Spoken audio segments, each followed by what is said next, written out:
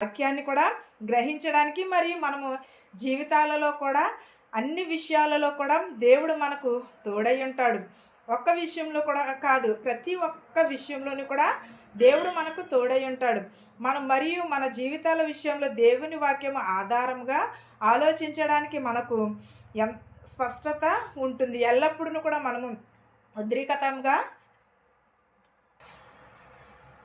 మన జీవితాలలో దేవుని వాక్యం కోసం మనం ఆధారపడి లేకపోతే ఆలోచించడానికి మనకి స్పష్టత కనబడుతూ ఉన్నది.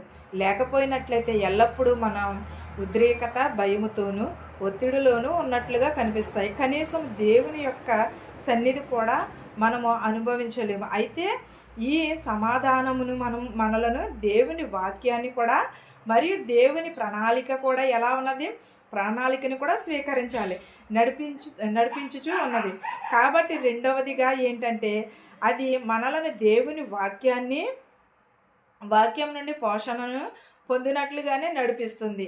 కానీ నీటిలో నుండి పోషకాల ద్వారా వృక్షం ఎలా అయితే పోషించబడుతుందో అలాగనే మనము కూడా తన యొక్క పోషణలో మనలను పోషిస్తాడు. ఎప్పుడు వాక్యమును వాక్యము మనలో జీవించినప్పుడు మనకు నిరీక్షణ చేస్తూ ఉంటుంది వాక్యము.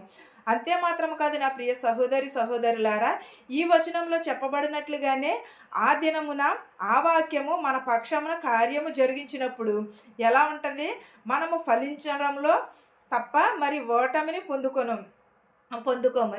ఎప్పుడైతే వాక్యంలో ఉంటామో అప్పుడు ఓటమిని చూడము, ఫలించేడి కొమ్మలుగానే మాత్రమే ఉంటాము. ఆ వాక్యము మన పక్షమున జరిగినప్పుడు కూడా మనము ఫలించడంలోనే ఉంటాం తప్ప ఓటమిని పొందుకోము.